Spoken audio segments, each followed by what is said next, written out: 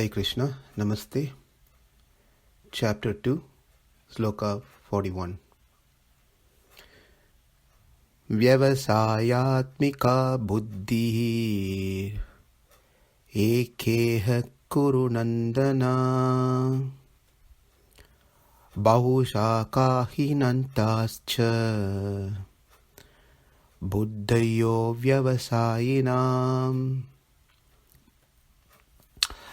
In this sloka, Kṛṣṇa is talking about two categories of people. One who is focused, one who is distracted. The concept of yoga comes into the practice when one understands that they are Atma. And purpose of practicing yoga is to have that understanding to be realized. The whole process of karma yoga and jnana yoga is to get one to that self-realization. After that, when one continues work on connection between self-realized Atma and to the Supreme Atma, Paramatma, with the proper action, which is karma, and with clear understanding, which is jnana, then that is called bhakti yoga. Nishkama karma yoga is the starting point of yoga system, where one does action with no expectation of anything in returns. The opposite of that is called sakama karma, doing anything for getting something in return. It is also classified under kamiya karma. What's in it for me? If I do something, I want to make sure something I get in return. And that is called kamiya karma or sakama karma. Whereas nishkama karma is I'm doing things as a duty, not anything as an expectation. There are many things explained in the Vedic scriptures where one can practice and get some material gains. And this doesn't fall into the process of actual yoga system that Kṛṣṇa wants us to live with or practice in our lives. Duties executed with the desire yield some results.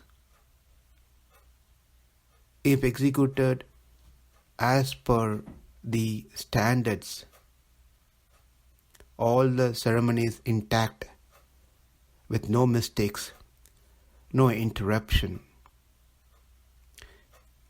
then one will get the desired result.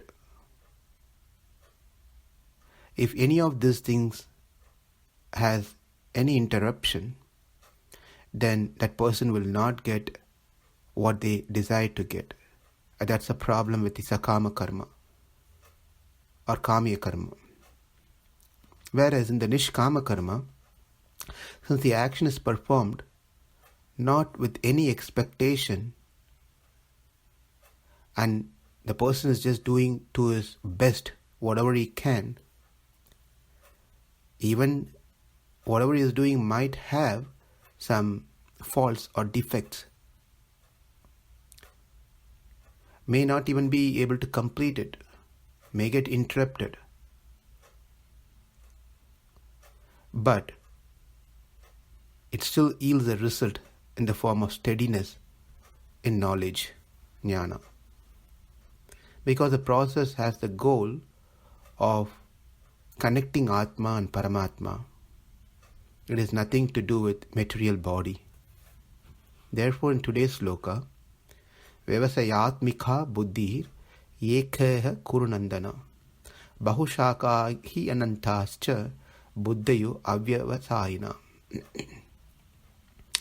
In this nishkama karma, for those who understand the fact of soul and perform karma, the activities as prescribed by the Shastra, by the Vedic scriptures,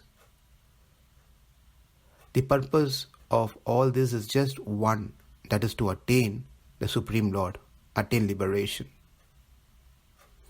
Whereas for those whose goal is to attain something other than the Supreme Lord, liberation, like attaining heaven for further enjoyment, or to have good wealth in this world, good children, good spouse, longevity in this world, have good food and shelter, name, fame, prestige.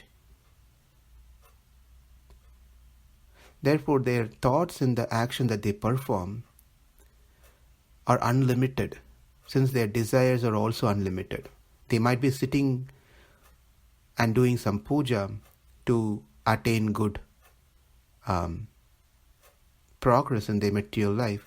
While they're sitting and doing a puja, they might be thinking of something else that they want to attain also. So the buddhir, the intelligence, is completely branched out. This is called kamya karma, performing religious activities to attain some material gains and material pleasure. When one has the proper understanding of the Atma, that it is eternal, never perishes, imperishable, it is self-eliminate, by nature it is faultless, pure, never get affected by three modes. It is full of knowledge, bliss, and it is part and parcel of Supreme Lord. When one has this clear understanding, one will have only one desire. It won't be many. And that desire is to attain liberation. That would be the goal. And serve the Lord.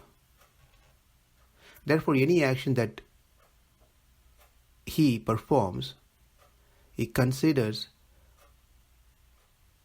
that for him, the desired goal is to attain liberation.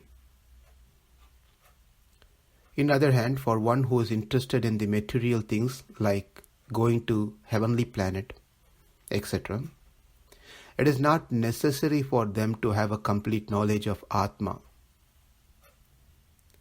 Not to say that they should not have the knowledge or they don't have the knowledge, but it is not necessary that they should have a full knowledge of Atma,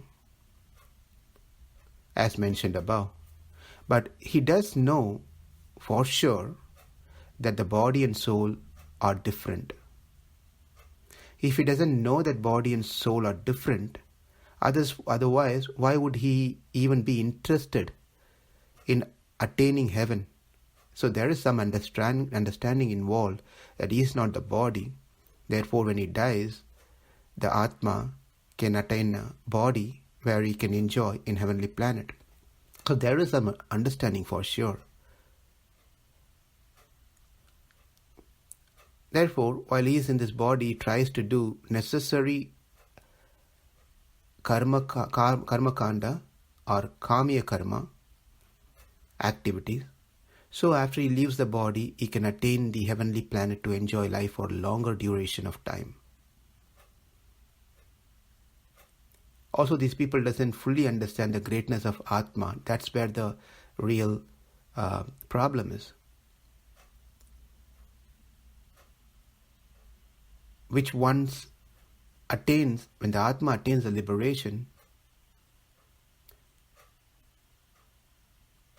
he will get an inexhaustible, unlimited, unexplainable bliss, unlike the one who goes to heaven which is time bound, and it gets exhausted, and one has to return back and perform again the same yajna and puja so they can go back to heaven again. For this person whose focus is branched out, the happiness means attaining through body and senses. Therefore, he tries to do various sort of kamya karma activities prescribed in the Vedas. And while he's doing, still he's thinking about doing something else out of his greed. Whereas the person who is focused on Atma,